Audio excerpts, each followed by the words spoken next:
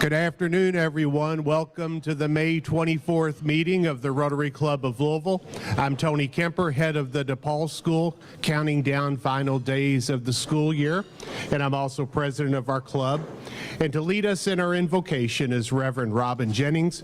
Robin is a Paul Harris Fellow and our club's champion of the Imagination Library Project. Robin? Thank you, Mr. President. Let us pray. Almighty God, we give you thanks for the promise found in this day, and more especially, we thank you for the gift of joy that we discover by living in and trusting you, by the awe and the wonder found in your creation, by simply relaxing, having fun. And we experience joy through serving others over simply serving oneself. Be with us now, we pray, as we take time to reflect upon the place and the priority of entertainment in our life, humbly calling upon you to bless Eric, not only as our speaker today, but as our guest. And for the blessings of this food, we pray you will continue to encourage our Rotary Club to be ever mindful of the needs of others, and then grant us, above all, your grace to do something about those needs, for it is in you we now pray with grateful and joyful hearts. Amen. Amen. Thank you. It's about to fall off. Thank you very much. That was beautiful. Thank you, Robin. And now John Leshney will lead us in the Pledge of Allegiance and our four-way test. John works at the Muhammad Ali Center, where he serves as Chief Impact Officer for the Ali in All of Us initiative. Well, thank you, President Tony. Good afternoon, everybody. Ladies and gentlemen, it's a distinct privilege for me to stand up here today to lead you in the Pledge of Allegiance. But before we do that, I want to remind you that this weekend marks the 150th anniversary of that first Memorial Day in May 1868. So for 150 years, Memorial Day has stood as a solemn tribute of a grateful nation to the men and women who paid the ultimate sacrifice for us. So in memory of many, in honor of all, we thank you, and please join me in reciting the pledge. I pledge allegiance to the flag of the United States of America, and to the republic for which it stands, one nation, under God, indivisible, with liberty and justice for all. Well done. All right, the four-way test. Is it the truth? Is it fair to all concerned? Will it build goodwill and better friendships? And will it be beneficial to all concerned? Semper Fi. John, thank you very much. Inspiring. Everybody, please enjoy your seats. Before we welcome guests today, we're going to rev up this meeting a bit. Let's enjoy a classic from Linda Ronstadt's 1976 Grammy Award-winning album, Hasten Down the Wind. This song was originally recorded by Buddy Holly, and it's now going to be covered by our Rockin' Rotary Band. Here we go with That'll Be the Day.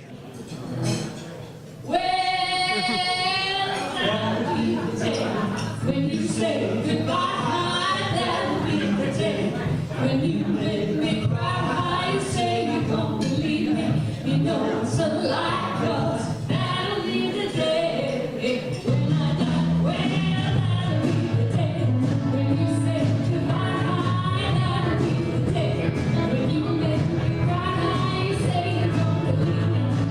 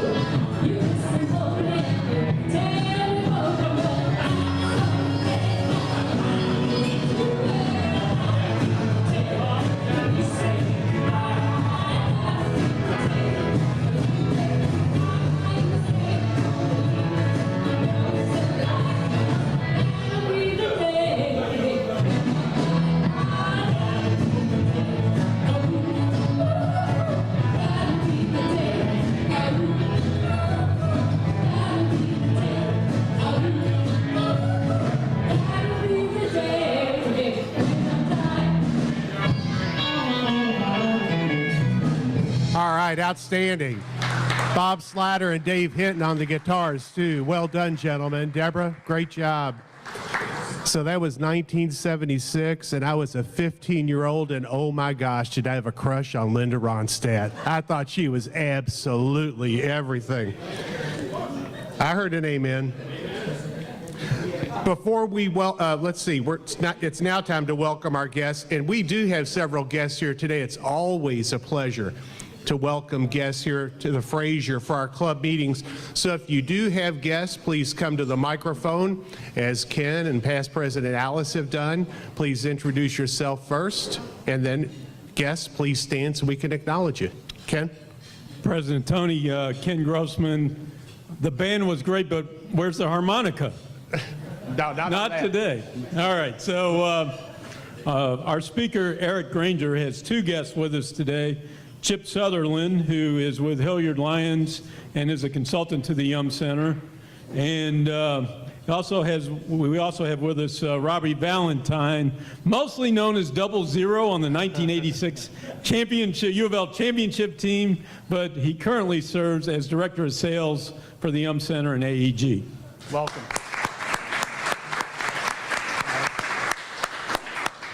President Tony, I'm Alice Bridges, and I'm so pleased to welcome my friend and longtime colleague, Julie McGregor. Julie is the Chief HR Officer for Jewish Hospital and St. Mary's Healthcare. Welcome. Maggie? Thank you, President Tony. Maggie Harlow with Yesco Louisville and Sinorama Downtown, and my guest today is the charming and delightful Brett Corbin. He's a financial advisor with Raymond James, and interesting guy. I have a chat with him. He formerly was a journalist in Paris, so he's got some interesting stories. Welcome. And Maggie, as you're on your way back to your seat, once again, thank you for inspiring remarks at last week's meeting. We'll talk more about that. You did a fabulous job. Okay, the What is Rotary table. I did not put it on my remarks. Who is going to be at the What is Rotary table today?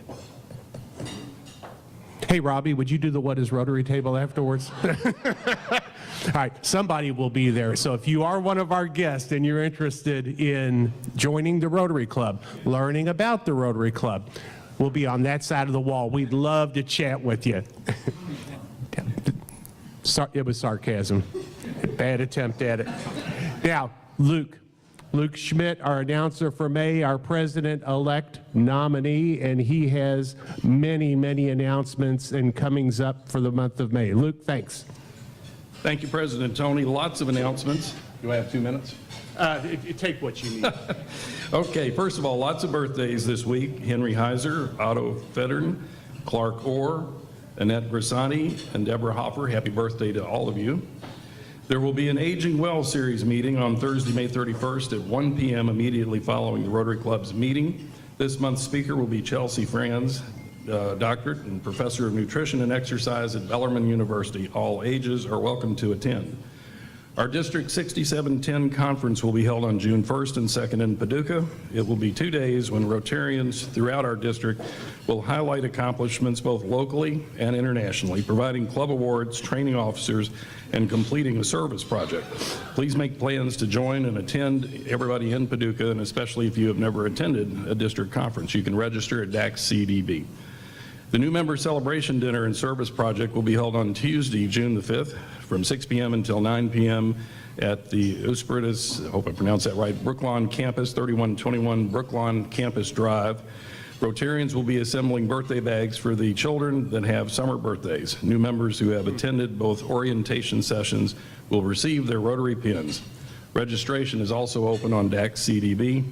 The event is free to new members, and the cost to Rotarians will be between $30 and $35 once catering has been confirmed. For more information, please contact Marissa Neal or Claire Arnold.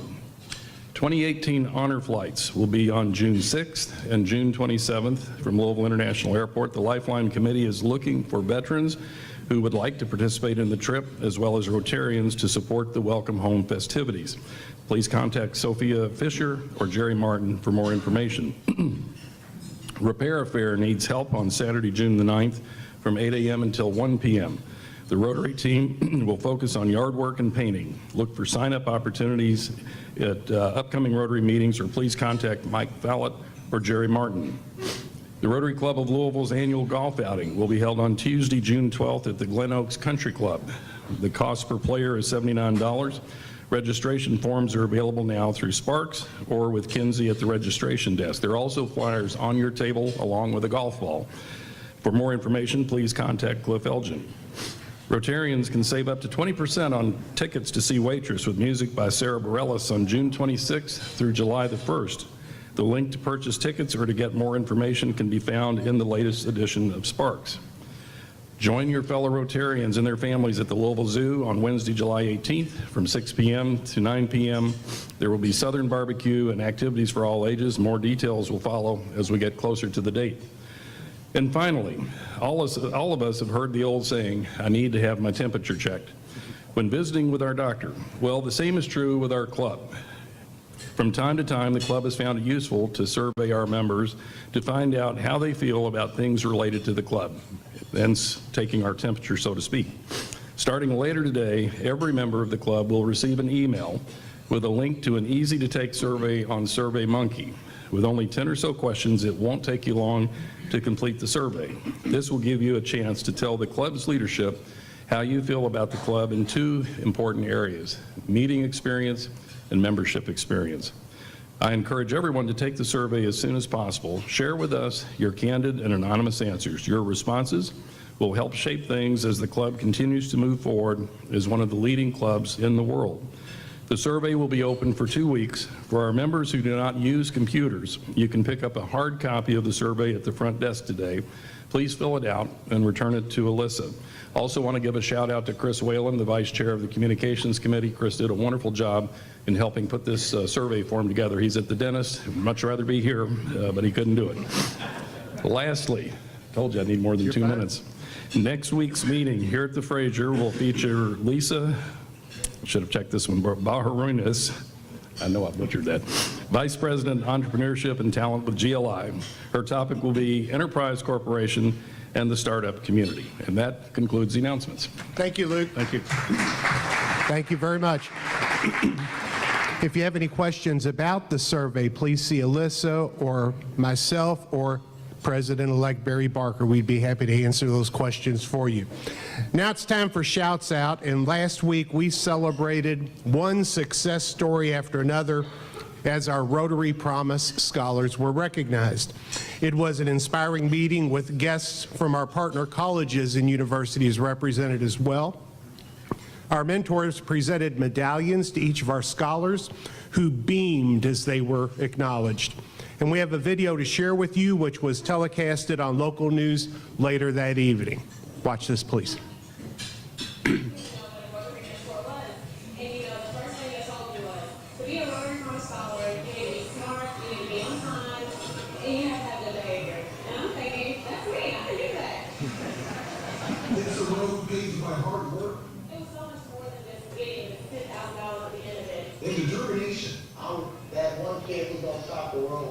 A total of 106 graduating seniors from Iroquois and Western high schools are getting the chance to go to college thanks to thousands of dollars in scholarships. They are Rotary Promise Scholars, and what that means is they're smart, they show up, and they are well behaved. It's through the Rotary Promise Scholars, a program that allows students from schools with a majority of low-income families and low college attendance rates an opportunity to go to college. Western High School valedictorian and soon-to-be U of L student Akaya Griffin says her road to success wasn't easy. So it's been a tough struggle. It's been hard to compete against people who don't look like me and going to places where I don't see any black faces except for mine. So it's been tough. To be eligible students must maintain a 2.5 or higher GPA, have at least a 90% attendance record, and have no major disciplinary issues. They like the little points that help make some big. High school track star Zaquan Black is now taking his talents to Kentucky State University. Through the program, like many of his peers, he's the first in his family to go to college. Full of mind that I can do this and this and this, and just make something out of myself. Focus on what they have going on. Focus on the opportunities that they can achieve themselves. A short movie, WOKY News.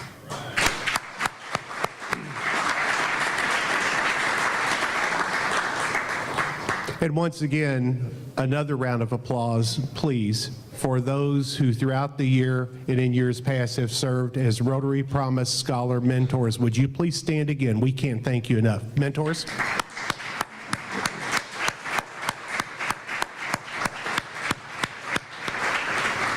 And for our guests, this is our signature project. This is our club's signature project. This one that we're just so pleased to be able to impact our community through.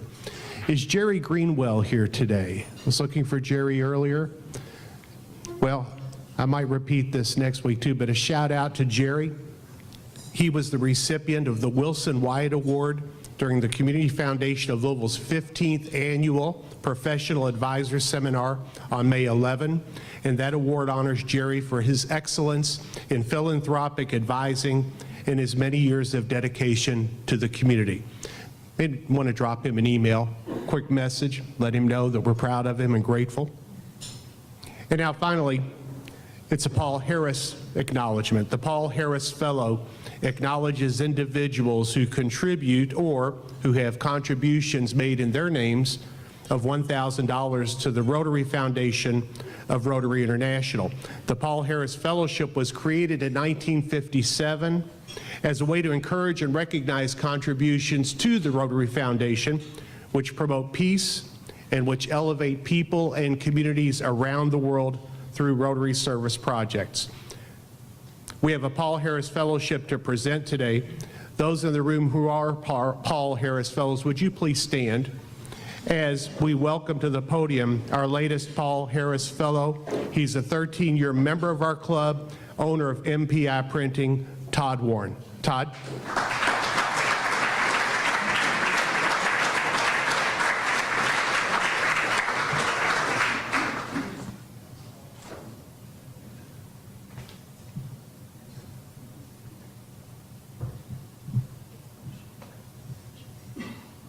Thank you all.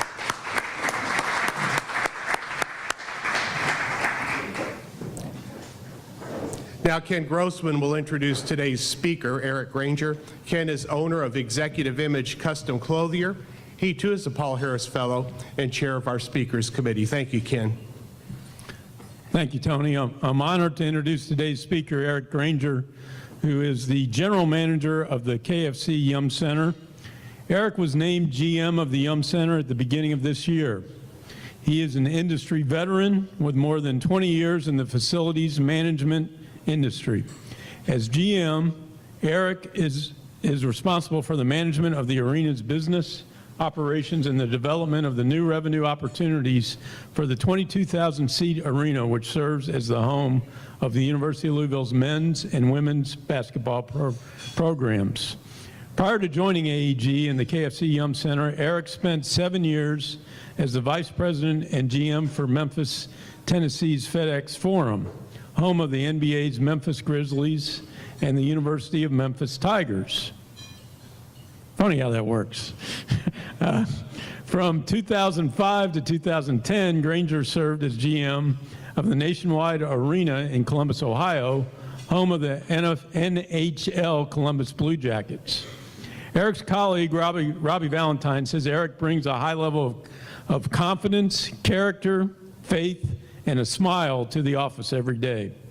Eric and his wife, Daryl, are the proud parents of 2 daughters, Danielle, who will be a freshman at Assumption High School, and Gabby, who will be a 4th grader at St. Raphael Elementary when they soon join him in Louisville. Please give a warm Rotary Club of Louisville welcome to today's speaker, Eric Granger.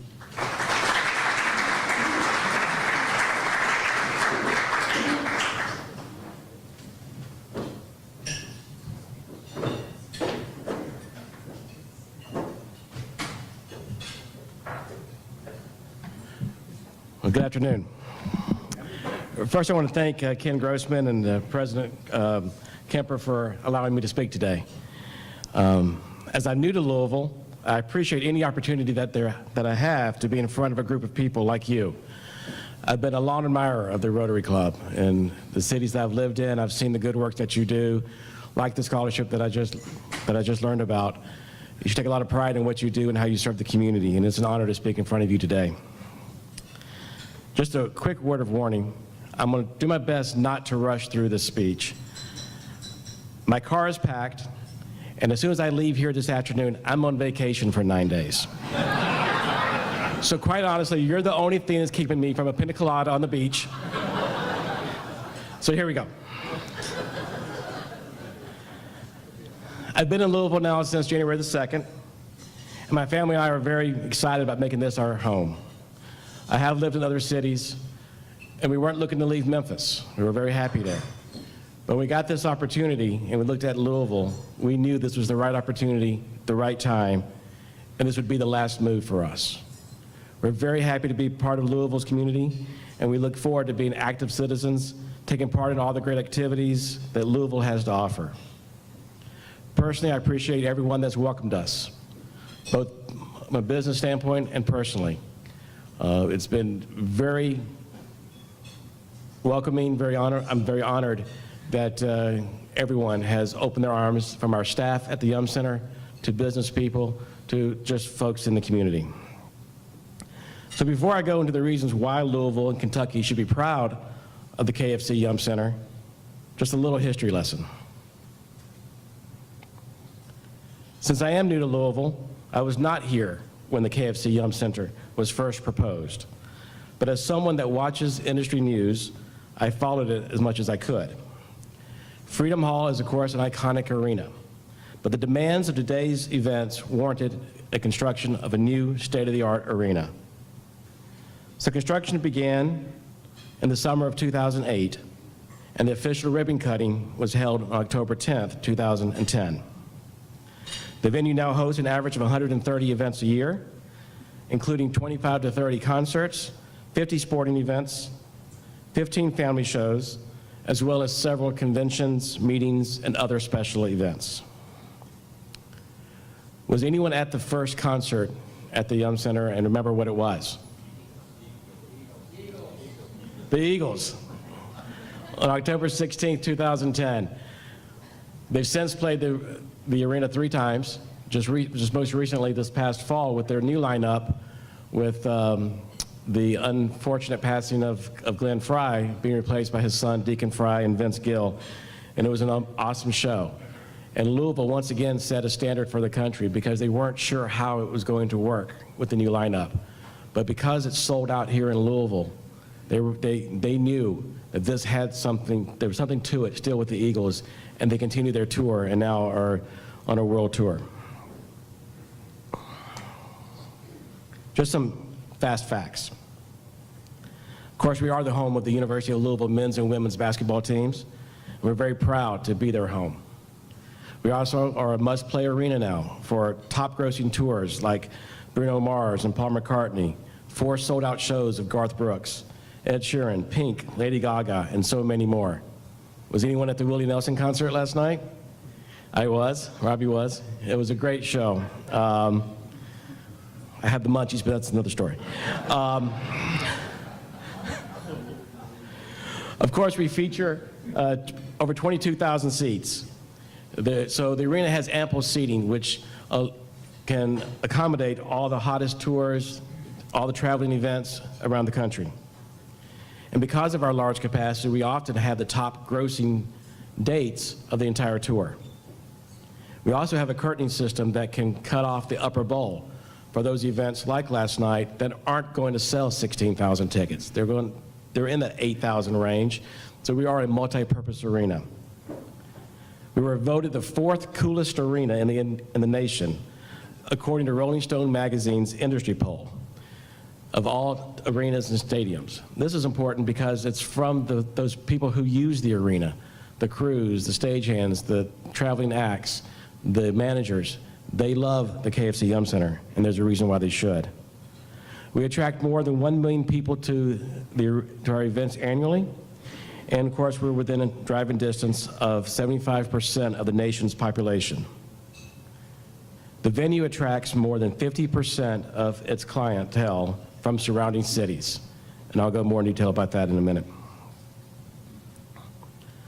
But at the end of the day, it's not just about having a great arena. We also need to have a strong market that supports the shows that we bring, and Louisville does that. As you can see on the slide, just last year in 2017, the KFC Yum Center finished 24th in the nation for ticket sales for non-sporting events and 50th in the world for those same events. When you think about how many arenas there are in the United States, much less how many are in the entire world, to finish 24th and 50th is really making a statement that the arena has had significant impact. But what is also a great story is the impact that this arena has had on the local economy. This slide tells you where our attendees come from for our non-basketball events. As you can see, of course, for the highest number comes from the Louisville metro area, which is what we want. We want those who paid for the arena, for the construction of the arena, to be involved and to enjoy the events there. But also we have many that come from other areas: Lexington, Cincinnati, Evansville, Indianapolis, Chicago, Nashville, and many others. And when you add them up, the more people attend events at the KFC Yum Center than are from the Louisville area. More attend from outside the Louisville area than that are from Louisville. 53% basically from 2017 came from outside the Louisville area. And in a recent survey that we sent to our ticket holders, we learned that roughly 51% of attendees spent over $100 in addition to their ticket purchase when they visited Louisville, and nearly 20% spent over $300. So whether it's on hotels, restaurants, or babysitters, that's real economic impact that is due to the events that we bring. In addition, the KFC Yum Center employs over 1,000 part-time employees that work as concession staff, ushers, security, housekeeping, and other events-related departments. A 2014 study found that in the first 4 years of the arena's operation, we experienced nearly $346 million in direct spending due to the events at KFC Yum Center. $581 million in total output, which is total direct and indirect spending, and nearly $300 million in total employee earnings. That's in the first 4 years of the arena's operation. Although this study is now several years old, there is no reason to believe that similar or better results have occurred each year since then. We often get asked how we compare to the other venues in our geographic location. And this slide shows you that we do very strong, that we do very well. In 2017, this slide is based on the top 200 venues in the United States. In 2017, Rupp Arena didn't finish in the top 200, but the Ford Center in Evansville sold about 85,000 tickets, Bankers Life in Indianapolis, 351,000 tickets, Scott Trade in St. Louis, 221,000 tickets, US Bank Arena in Cincinnati, 303,000 tickets, the United Center in Chicago, 310,000 tickets, but then leading the list, KFC Yum Center at 386,000 tickets.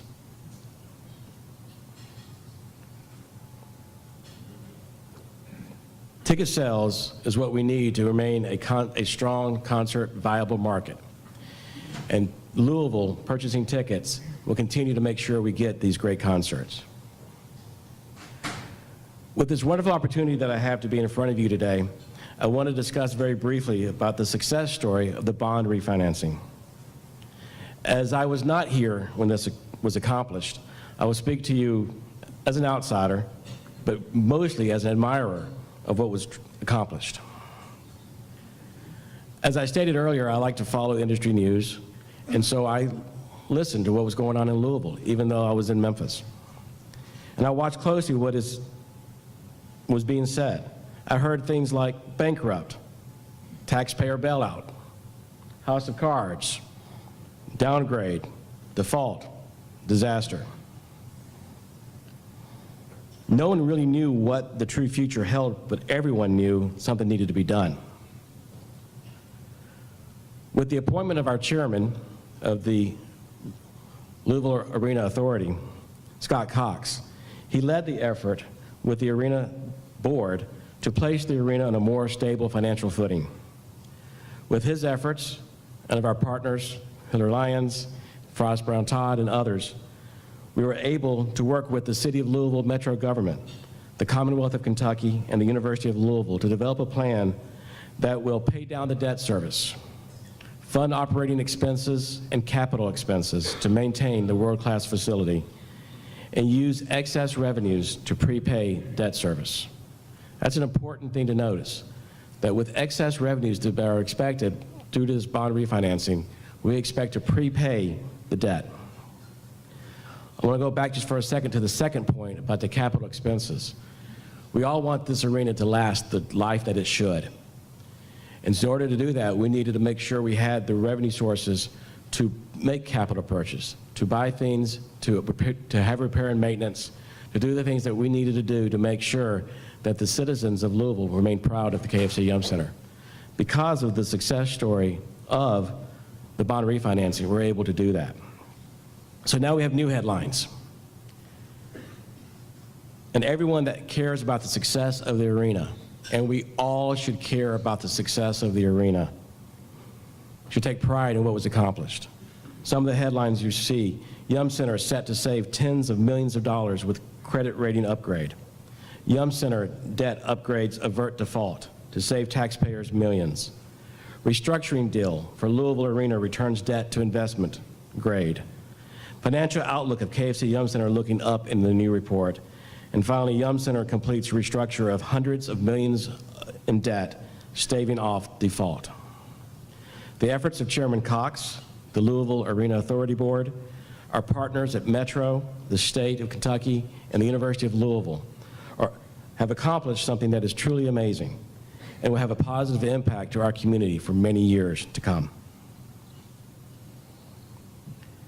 The staff at the KFC Yum Center believe that it's also important to not only serve the community, but also be a part of the community. In that regard, we have made it a core principle to support the various causes and needs of the community that we serve.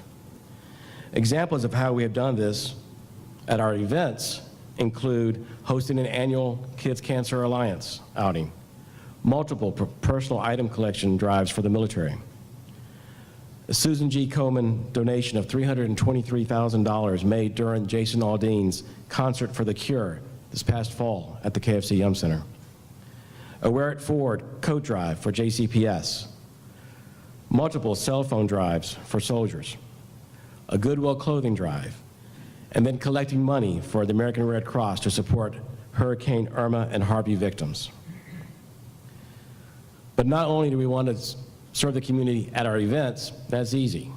We want to be out in the community as well. And how we are able to do this: regularly donating tickets to local charities, military, police, fire, and EMS, Catholic charities, donations for clothes, hosting winter weather supply drives, serving the needy at local food banks, a free fitness class that happens on our plaza during the summer, the first one, June 2nd.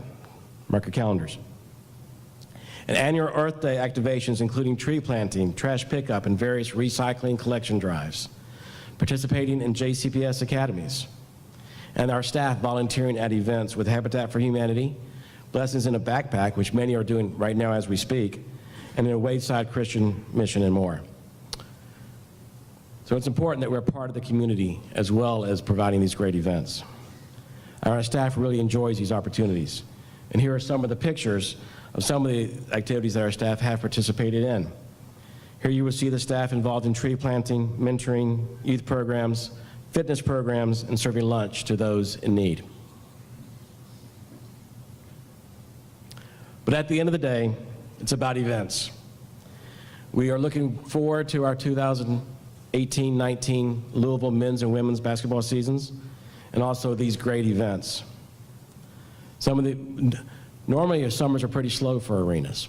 A lot of acts like to go outside to festivals and amphitheaters, et cetera. But this year we have a very busy summer, especially in July, with Journey and Def Leppard, Shania Twain, the Smashing Pumpkins, Sugarland, Rod Stewart with Cyndi Lauper, Cirque du Soleil, then Fall Out Boy, Maroon 5, October with Fleetwood Mac, Keith Urban, and Elton John. March 9th, Metallica. And who's not a Metallica fan, right? And then March 28th and 30th, we're honored to once again be hosting the NCAA Men's Sweet 16 Elite 8 Regional. Little plug, those tickets are all now on sale. You can buy them at Ticketmaster or at the box office. And we do offer a premium package for our suites and premium boxes for, you can buy multiple events at one time. And if you're interested in those for your companies or personally, please see Robbie here. He's got his business cards ready to pass out. So we're so honored to be here today again in front of you. We want the city of Louisville and this region to be proud of the KFC Yum Center and what it has accomplished.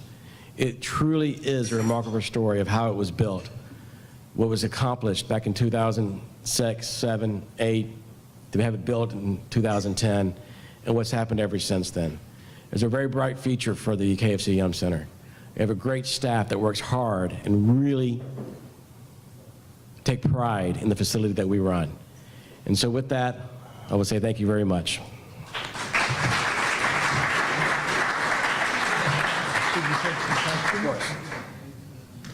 Yeah, Eric can take some questions before he starts his vacation in 15 minutes or so.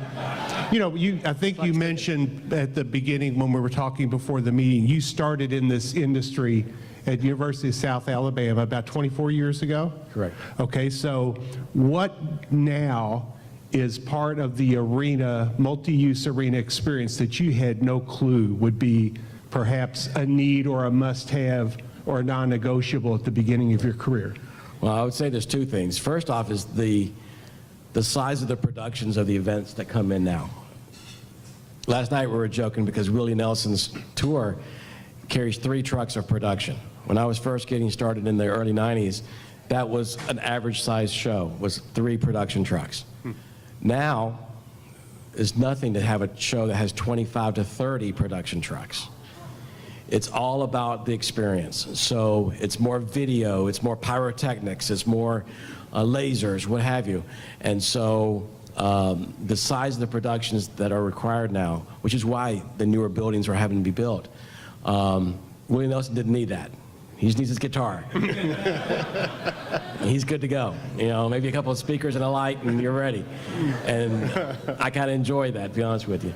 The other thing would just be, of course, the advancements in technology. The demands that the events that we have now from the Wi-Fi and DAS and other areas, that's something that wasn't even thought about 20 years ago. Thanks. There was some talk at our table about whether or not you needed a driver for the next 9 days. Absolutely. But that aside, could you, being from Memphis, Yes. you've had an arena where you've seen a pro team and a college team try to work it out. Could you compare, talk about the local discussion about the NBA possibly playing at the Yum Center sometime and U of L and all that? Sure, thank you. Yeah, I wasn't expecting that question. No, thank you. Obviously, it's a great conversation that's taken place. And I think no matter what happens, just being part of the conversation says a lot about our community and about the viability of our marketplace. You know, I don't know right now how real it is to have an NBA team come to Louisville. And if it's in a couple years, 5 years, what have you. But the fact that we are able to get support, to know that we have an arena that is an NBA quality arena now. You asked about Memphis. The difference, one of the differences about Memphis was that it didn't have that. When the NBA was coming in, of course, the Pyramid Arena was there, and there were some great Louisville-Memphis games back in the day. We were discussing that earlier. But it didn't meet the standards of the NBA. So a new arena had to be built. In Louisville, we already have that NBA quality arena. Certainly there has to be discussions with our university tenant. We have to make sure we protect their interest. This building was built with the university in mind, and so we want to make sure that the University of Louisville is protected. But at the same time, we are very excited at the opportunity to maybe have an NBA team here. It takes a lot of work, but what it does for the community, what it brings in terms of a new business, a large business, the economic impact is huge, and I saw it in Memphis. You know, I saw the difference that it makes having a major league team. Saw it in Columbus as well. Even though that was a little different, that it wasn't a university building, it was built for the NHL team. The difference that having a pro team made to the city was profound. So I think we just continue these conversations, and although I've not personally had any discussions with the team that's heading the effort right now, we look forward to having those conversations when the right time happens. I'm here to filibuster your vacation, so. That's fine. I'm just joking. Riggs Lewis, Norton Healthcare. You talk about the aging facility of Freedom Hall. Yeah. At some point, this will become an aging facility. What do you need infrastructure at some point to compete with the newest built arena? Great question. As I mentioned earlier, the first thing we need is to make sure that we have a CapEx fund to pull from. You know, we have a CapEx plan. You know, I've been fortunate in my career that I've ran 2 other buildings that were about the same age as now I'm starting to run this one, so I kind of have an idea of what's going to be coming down the pike. And there will be investments that will have to be made. You know, there are stories you hear out there of other arenas that had no CapEx plan, no money was put into it, and the buildings were shut down within 20 years of its life. We can't afford that to happen in Louisville. And so having the good plan, having a good funding mechanism for that plan is what's needed. The building itself is sound, and you know, we're about to approach our 8th anniversary in October, but the building's in great shape, and so we're not having to spend that big money now, but having the plan in place and having that funding mechanism is what is most important. Thank you, Eric, and I can tell your stewardship of the arena is going to be awesome, and we're really happy that you chose to come to Louisville. Thank you. And appreciate you coming to speak to Rotary. 2 things. One is Speaker Committee member Gene West just emailed me this morning, and those of you who are interested in an NBA coming to Louisville, Dan Issel, who's leading that initiative, is going to speak to Rotary July 19th. So you might mark your calendar for that. We're excited about Dan coming. And secondly, the Yum Center is just such an incredible asset. I know it was a bit controversial, but it's been so wonderful for Louisville. I remember growing up in Louisville, and if we got a concert, it wasn't much. And so now to see Elton John and Fleetwood Mac and all these incredible concerts coming, you know, the ones I've been to have just been amazing. So I wonder, what's the process? I mean, who schedules those concerts, and you know, how do you make that happen to get all those remarkable concerts in Louisville? Thank you. It's kind of a multifaceted process.